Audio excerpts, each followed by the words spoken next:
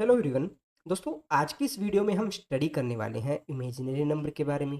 सबसे पहले हम समझेंगे हमारा जो इमेजिनरी नंबर है वो होता क्या है, और उसके बाद में हम समझने का प्रयास करेंगे कि मैथ में ऐसी कौन सी प्रॉब्लम थी जिसको सोल्व करने के लिए हमें इमेजिनरी नंबर की आवश्यकता हुई, है ना। तो दोस्तों, मान लीजिए हमारे पास में कोई दो इक्वेशन है।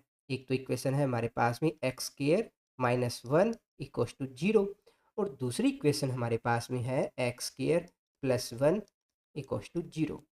आपसे क्वेश्चन पूछ लिया जाए कि यहाँ दोनों इक्वेशन के अंदर हमारी जो x है उसकी वैल्यू किसके बराबर होगी, तो किस तरह से इस वैल्यू को फाइंड करेंगे।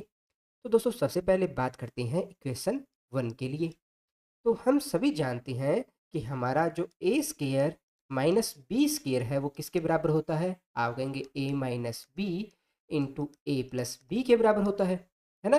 तो क्या हम इस एक्स स्केयर -1 को कुछ ऐसा लिख सकते हैं, X -1 into X +1 equals to 0। अब यहाँ से एक्स की वैल्यू क्या आएगी, तो आप कहेंगे भाई इन दोनों को हम अलग अलग अगर 0 के बराबर रखेंगे तो हमारे पास में x की दो वैल्यू आ जाएगी। एक तो आएगी x इक्वस टू +1, और एक आएगी हमारे पास में x इक्वस टू -1, है ना। तो बड़े ही आराम से हम यहाँ x की वैल्यू है वो फाइंड कर सकते हैं। परंतु जरा मुझे बताइए, अगर हमारा एक्स स्क्वायर +1 है, इस कंडीशन के अंदर हमारी जो x है उसकी वैल्यू क्या आएगी। तो दोस्तों, इस इक्वेशन को सोल्व करने के लिए हम क्या करेंगे, एक्स स्क्वायर यहाँ जो 1 है इसको इधर बराबर में 0 के यहाँ लेके जाएंगे, तो यहाँ पर अपने पास वैल्यू आ जाएगी -1। तो यहाँ से हमारा जो x है उसकी वैल्यू किसके बराबर होगी, तो आप कहेंगे भाई यहाँ पर पहले स्क्वायर है इसको हटाएंगे तो आपके पास में क्या आ जाएगा, अंडरूट्स ऑफ -1 के बराबर आ जाएगा। अब अंडरूट्स ऑफ -1 है, ये किसके बराबर है। तो दोस्तों, जरा सोच के देखिए, आज से 400-500 साल पहले जब हमें नंबर्स के बारे में ज़्यादा जानकारी नहीं थी, हमें पता तो था सिर्फ पूर्ण संख्याओं के बारे में, यानी कि 0 1 2 इस तरह से इनफाइनाइट तक क्या होता है, -1 क्या होता है, -3 क्या होता है। परंतु हमें उस वक्त जानकारी नहीं थी कि अंडरूट्स -1 है वो किसके बराबर होता है। तो इस इक्वेशन के अंदर हमारा जो x है उसकी वैल्यू किसके बराबर होती है, इसके बारे में हम नहीं जानते थे।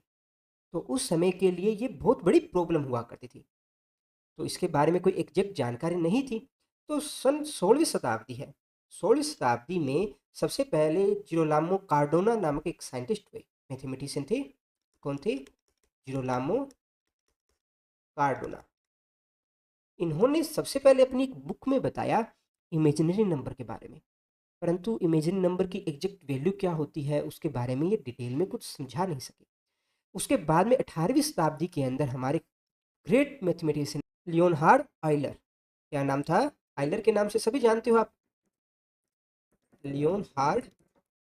इसको यूलर भी बोलते हैं, आइलर भी बोलते हैं, जो आपको सही लगे देख लीजिएगा, ठीक है। इन्होंने सबसे पहले बताया कि आप ये जो अनरूट्स -1 देख रहे हैं ये एक इमेजिनरी नंबर है ना। और इसे उन्होंने एक सिंबल दिया आयोटा, इसके बराबर इन्होंने इससे रखा, आयोटा इक्वल्स टू अंडरूट्स ऑफ -1। दोस्तों, आइलर ने क्या कहा कि आप जो यहाँ पर अंडरूट्स -1 देख रहे हो ना, ये एक इमेजिनरी नंबर है। तो यहाँ पर जो हमारी इक्वेशन है एक्स स्क्वायर +1 इक्वल्स टू 0, यहाँ पर एक्स के दो सॉल्यूशन आएंगे, और दो सॉल्यूशन कौन कौन से होंगे। अब इसे आप अगर आयोटा लिखेंगे तो यहाँ पर हमारे पास दो सॉल्यूशन आएंगे प्लस माइनस आयोटा के बराबर, है ना।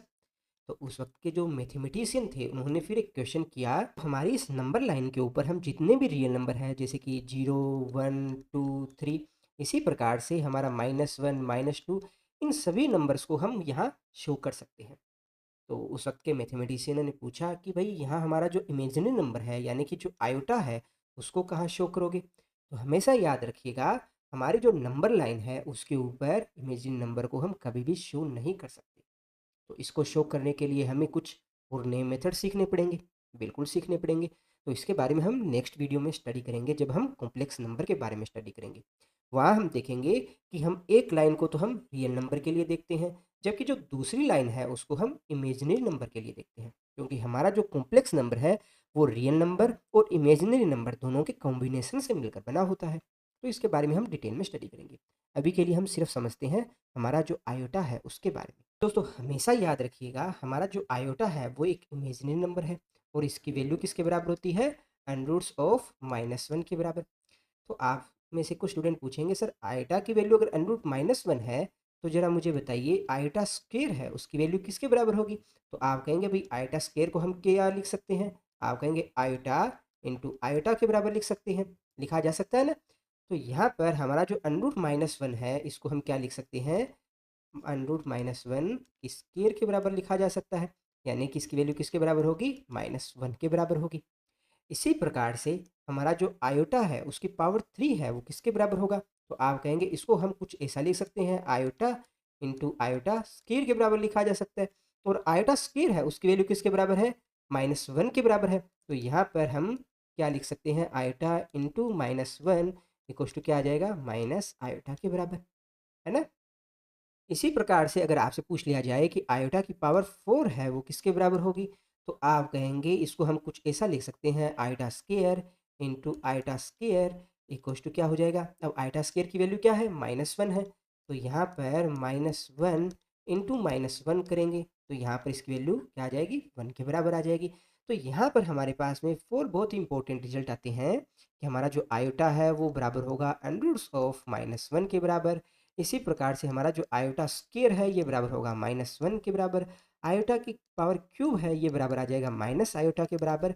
और आयोटा की पावर चार है ये बराबर आ जाएगा अपना वन के बराबर। ठीक है, तो आप में से अब कई स्टूडेंट पूछेंगे कि क्या सर आयोटा की पावर चार के अलावा भी कुछ हो सकता है? बिल्कुल हो सकता है। तो दोस्तों कभी भी आपके पास में अगर चार से बड़ी कोई भी पावर आई आयोटा की तो उसे हम किस तरह से लिखेंगे? जैसे कि एग्जांपल लेते हैं आयोटा की पावर सेवन आ गई तो इसे हम कुछ ऐसा लिख सकते हैं आयोटा की पावर फोर प्लस थ्री, लिखा जा सकता है ना? तो यहाँ पर हम लिखेंगे आयोटा की पावर चार इंटू आयोटा की पावर थ्री। ऐसा हम क्यों लिख सकते हैं? क्योंकि देखिए ए की पावर एम प्लस एन है उसको हम क्या लिख सकते हैं? ए की पावर एम इंटू ए की पावर एन। ठीक है, ऐसा लिखा जा सकता है। तो यहाँ पर इसे ऐसा लिखेंगे तो आइटा की पावर 4 है, इसकी वैल्यू आ गई अपनी 1 आ गई और साथ में क्या आ जाएगी? आइटा की पावर 3 आ गई। एक एग्जांपल और लेते हैं, जैसे आपके पास में आ गया आइटा की पावर मान लीजिए 16 आ गया, तो इसको किस तरह से लिखेंगे? इसको क्या हम कुछ इस तरह से लिख सकते हैं आइटा की पावर 16 है, इसको हम लिख देते हैं आइटा की पावर 4 इंटू फोर, है ना? तो आइटा की पावर 4 इंटू फोर है, क्या हम इसको ऐसा लिख सकते हैं? आइटा की पावर 4 और साथ में 4, है ना? और आइटा की पावर 4 है, उसकी वैल्यू किसके बराबर होती है? 1 के बराबर होती है। तो यहाँ पर 1 की पावर 4 कीजिएगा, 1 ही आएगा, ठीक है?